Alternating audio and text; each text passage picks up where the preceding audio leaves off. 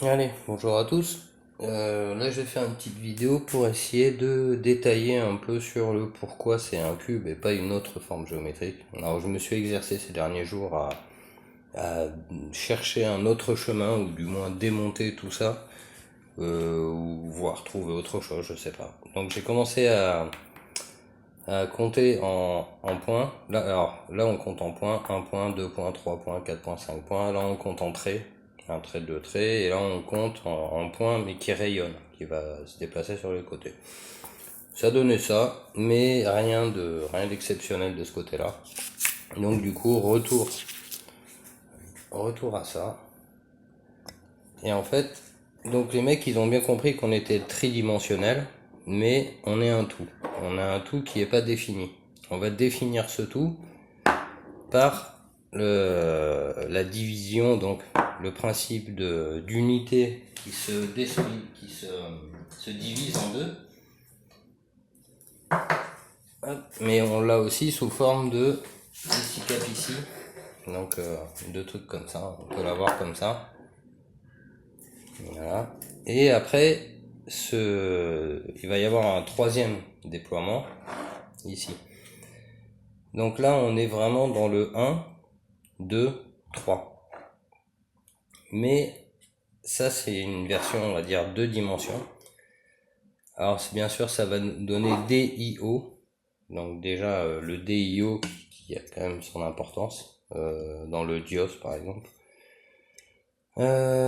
Et en fait, donc, arrivé ici, on est sur 3 unités, 1, 2, 3, et là on va passer au tétraèdre.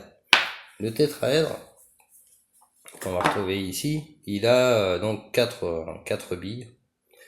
Donc ça fait 1, 2, 3, 4, si on compte en billes. Voilà.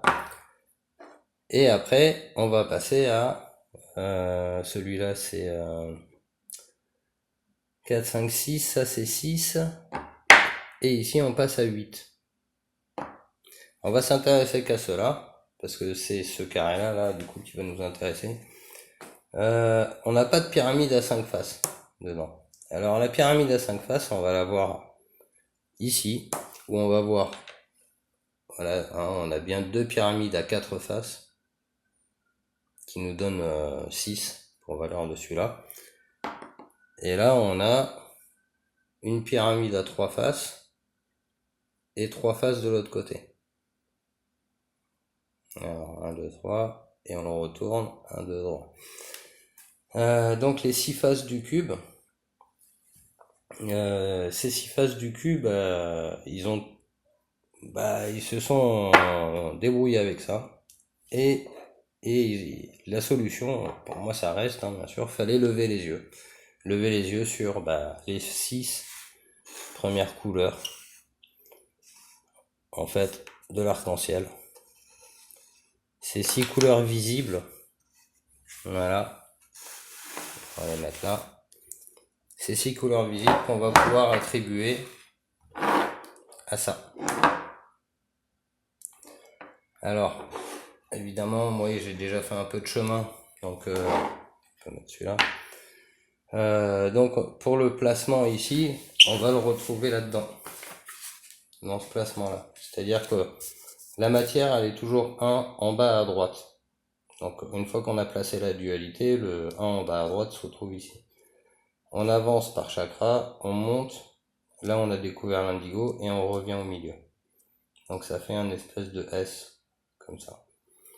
Ce S, en fait, on le retrouve ici, hop, ça fait ça, ça, et après ça passe là-haut. Mais, bien sûr, avant de comprendre tout ça, fallait quand même intégrer le bleu indigo, le violet qui passe au-dessus. Donc là, on peut dire que ça, c'est la matière, ici, et ça, c'est l'immatériel. Le violet correspond à l'immatériel. L'amour est immatériel, et ça, c'est le tout. Et là, on a notre carré de 3. Donc 3, 6, 9. Et ça va jusqu'à 12, hein, mais c'est hors matérialité. Donc là, on a les 6 faces du cube, plus la conscience qu'on existe, violet, la découverte du bleu indigo, la compréhension de l'amour, donc du blanc mélangé au rouge, ça donne du rose. Et donc le tout, ici. Donc on pourrait le mettre en transparent, hein, bien sûr, on pourrait le mettre comme ça. Voilà. Voilà, pas la bonne, ouais, bon bref. Celle-là sinon. Donc voilà, là on a nos 9 couleurs. Enfin, on a nos 8 couleurs de l'infini avec le transparence et la capacité de voir à travers, voir la matière dans son ensemble, quoi. Donc là c'est bien, on a répondu à ça. On a réussi à mettre les couleurs de l'arc-en-ciel. Donc ça, la matière elle est toujours 1 unité. La vessie cap ici ça correspondra à ça.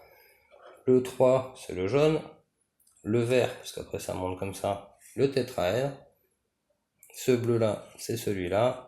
Et celui-là, le bleu, le principe de conscience, c'est le bleu indigo. Voilà, ce bleu indigo, il va correspondre au cube. C'est parce que le cube, c'est pour comprendre la loi du cube, il faut déjà être un minimum avancé dans sa société, dans l'éducation, dans tout ça. C'est quelque chose qui se comprend à plusieurs. C'est ça répond à une demande, hein, le besoin de comprendre notre environnement, qu'est-ce qu'on fout sur Terre, etc. Donc, il faut se poser beaucoup de questions pour en arriver à ça. Et c'est pour ça qu'il est en bleu indigo. Et après, on va passer à ça, et on revient au blanc. Donc, on part du 1 de la bille 1 pour arriver à la sphère pleine de billes. Alors, la sphère pleine de billes, vous allez la retrouver ici. Alors, je viens ici. Voilà. Si je mets les billes dedans, ça remplit exactement l'espace. Voilà. Donc ça c'était pour la division cellulaire en 3 dimensions, donc qui c'est bien, hein, compris ici. Dans cette forme-là, voilà, qui est quand même très intéressante, c'est le bleu de l'esprit, donc c'est le début du chemin, hein. On va le retrouver en 3D ici, et on va retrouver donc l'étoile de David. Voilà, vous voyez. Donc l'étoile de David, elle est à la fois 3 dimensions, avec 3 dimensions qui vont faire l'hexagone de Saturne là, mais en allant plus loin, on va le retrouver ici en 3 dimensions. Hop, et comme ça. Voilà. Donc il y a un savoir derrière tout ça quand même qui va plus loin que ce qu'on veut bien entendre. Donc ça tend à prouver que le cube, ce fameux cube, bon, voilà, il est la seule façon d'exprimer tout ce qu'on peut comprendre de l'univers, même le rond, par exemple. Alors, c'est pas si évident que ça, mais une fois qu'on a compris ce principe de cube qui permet d'exprimer le fonctionnement de beaucoup de choses dans l'univers, pour pas dire toutes choses, qui considère l'esprit, parce que là on n'a pas l'esprit considéré, là c'est la matière tridimensionnelle, sans l'esprit, c'est-à-dire que c'est la matière sans ça. Voilà. Si on rajoute le bleu indigo, on passe au cube. Voilà. Donc on peut considérer que sans le bleu indigo, ça c'est ce qui concerne tout le vivant. C'est-à-dire que c'est l'esprit de chaque animal, l'esprit de chaque pierre, machin. Mais nous, la capacité qu'on a de pouvoir en parler, échanger et faire des calculs, apprendre et tout ça, là ça fait passer ça ici. C'est-à-dire la prise de conscience de l'imatière, que l'imatière existe, parce que les animaux, eux, l'imatière, si c'est pas matériel, si ça se prouve pas, ils vont pas s'y intéresser. C'est la capacité de conscience, c'est la capacité intellectuelle qui permet d'accéder à ça, et ça nous est enseigné en plus. On va retrouver dans la nature donc des formes quand même qui vont nous inviter à réfléchir, comme on voit un peu partout. Ça c'est un cube de fluo. avec le liseré bleu, donc ça fait du... Hop, peut-être là on le verra mieux. Alors c'est le liseré bleu, bon, on peut dire que c'est l'esprit, et le jaune, bah, c'est la matière. C'est bien compris aussi de tout ça. Hein. Alors là on a quoi? On a un cube avec la partie de l'esprit au-dessus, hein, le cube de l'esprit. Et en plus il y a le piédestal. Et le piédestal c'est lui qui fait l'arc-en-ciel en plus. Donc voilà, il y a un très très grand savoir dans tout ça. La nature nous l'exprime pas mal aussi. J'ai retrouvé ça aussi, on peut retrouver d'autres symboliques comme ça. Alors voilà, c'est des petites pyramides avec des pyramides. Alors on va reconnaître ici la pyramide à 13 étages qu'il y a sur le dollar américain. Alors là, ils ont filé une, deux, c'était le même coffret, j'ai acheté ça sur le marché. Je trouvais ça assez rigolo quand même de voir ces pyramides du dollar américain à l'intérieur de pyramides stylisées. Alors, je sais pas si elles ont les proportions exactes. Et puis là, j'aime bien, on voit aussi le principe du sablier, l'effet miroir, l'effet inverse, quoi, qui vient comme ça. Là, on le voit pas, et ça vient de toucher comme ça le bout. Enfin bref. Une fois qu'on a compris ce principe cubique, etc., on va pouvoir comprendre après pourquoi ils mettent des cubes ici, pourquoi lui il est assis sur un cube bleu, donc qui est l'esprit, ça c'est la matière, le carré là, qui est l'équivalent de ça. Donc voilà. Donc la matière ici, et tout le reste en fait c'est de l'esprit. Et tant qu'on met pas de l'esprit autour de la matière, tout autour de la matière, on n'arrive pas à ça. Donc ça va aussi expliquer, encore une fois, hein, pourquoi les mecs ils mettent des carrés, des ronds, etc. Ça explique tout ça. Et ça va surtout permettre de comprendre ceci. Voilà, ces trucs de volume. Alors pour le volume, on va venir ici.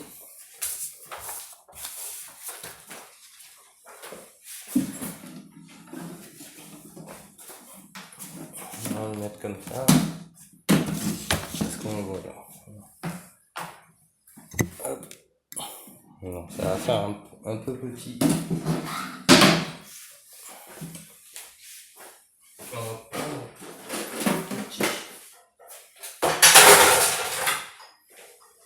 Voilà. L'autre boîte c'était trop gros. Bon, on va prendre ça ira très bien. On va faire comme ça. Ouais. Donc, pour comprendre le cube, eux, dans leur logique, hop, on va mettre comme ça. Non, ça va pas marcher. Alors, pour le rapport entre ça et ça, bah, c'est la même chose. C'est exactement pareil. C'est-à-dire que ça c'est la réalité. Hein. C'est pas tout à fait un cube, mais ça fera l'affaire. Ça, c'est la réalité. Derrière, on va mettre ça. Donc, on va retrouver quoi? Les piliers de la création. C'est les côtés, c'est-à-dire les montants, ceux qui vont vers le haut. Les montants, et après, attends, je me place. Après, on va retrouver ici la traverse. Donc, la traverse, c'est l'équivalent du rond en haut. Enfin, on a la traverse ici, et le rond qui est au-dessus, c'est l'esprit, c'est ce qui est immatériel, c'est au-delà de la matière. Vu que ça, l'intérieur, c'est la matière, c'est ça. Donc, ce cube ici, on peut revenir là-dessus et dire que si en bas il y a une unité et qu'on doit aller vers là-haut, ça fait ça. Donc là on a notre volume, ici on a le volume et le côté cœur en fait c'est à gauche. Donc en fait ici on va avoir le côté gauche, bleu, féminin, froid, par opposition, alors toujours principe opposite, hein, c'est ce que permet justement la législation du cube, c'est d'avoir des opposés équilibrés. Alors chaque solide platonicien a des angles égaux et des arêtes égales, qui donnent des formes équilibrées. Alors, je l'ai pas fait ça, mais pour donner un exemple, si on avait pris ça pour faire un solide platonicien, on voit bien que ça tient pas du tout. Ça s'écrase. Voilà. Donc ça, en fait, ça peut pas être un solide platonicien, on va dire qu'il est pas stable. Si on prend n'importe lequel des autres, des solides, on va tout de suite trouver des formes très stables, très solides. Et c'est là-dessus que ça s'est basé, en fait. On va retrouver l'étoile, là. Donc, exit la pyramide à 5 faces. Par contre, cette pyramide à 4 faces, alors, du coup, 4 faces, c'est celle-là. C'est ce qui va entrer là-dedans. Donc là, on a bien notre pyramide, notre demi-pyramide. Alors, on va prendre une pyramide d'Égypte, par exemple, et dire que, qu'est-ce qu'ils ont voulu nous dire, les gars? Ils ont coupé, en fait, ça en deux. Ouais, ils ont coupé ça en deux. Et ils nous ont affiché une pyramide. Mais le but du jeu, c'est de comprendre ça. Donc, c'est cette forme, celle-là, là, qui va nous montrer une pyramide à 4 faces. Les pyramides à 4 faces, on l'a déjà dit, ça n'existe pas dans la nature. C'est cette forme-là. Et donc, en fait, les mecs, ils ont coupé la moitié, ils nous l'ont mis sur Terre, en mode pyramide. Et c'est ce qu'il faut comprendre. Il faut comprendre tous ces solides-là. Donc, on part du 1. La matière, elle est toujours 1. Ça nous donne ça. Le principe de division cellulaire, ça nous fait 2. Après, pour le 3, on va refaire. J'ai plus de bise. Ah oui, pour le 3, on va le faire comme ça ira très bien. 1, 2, 3. Ça c'est nul, hein. Hop, hop. Voilà. Ouais, les aimants, c'est pas très pratique. Donc, 1, une unité, le rouge. Le jaune, qui se divise, une unité qui se sépare en deux. Après, le 3, le 4. Là, on est à 5, 6, 7, 8 et 9. C'est exactement ça. On a le 9. Et là, on va retrouver le carré magique de 15 et de 21. Donc, je vais pas le refaire tout de suite, là, je vais arrêter. Mais c'est la base de la compréhension du carré magique, ça. Ça pour comprendre que en bas à droite dans les carrés magiques, c'est la matière. Alors une fois aussi qu'on a compris un peu, qu'on a accepté que les lois elles se font dans le cube, on va pouvoir aller chercher des choses comme ça. Et ultérieurement, et après, aller chercher des choses comme ça, là. Voilà. Donc, hop, passer de ça à ça. Mais pour faire ce chemin-là, il faut bien sûr accepter que ce soit le principe cube qui soit la référence pour faire tout ce chemin, parce que si on se dit que c'est autre chose, vous allez tourner en rond pendant longtemps. Et c'est pas moi qui l'invente, du coup. Donc moi je n'ai fait que prendre ce qui était à enseigner, hein. Merci Jean-Noël. Donc allez voir Jean-Noël Mendy, hein, bien sûr, c'est la base de tout ça, hein, et la base de toute réflexion qui nous amènera à quelque chose d'autre, parce que sinon on n'est pas sorti de l'auberge. Voilà, je vais m'arrêter là, c'est déjà pas mal. J'espère que ça aura été assez clair. Je vous souhaite une bonne journée, au revoir.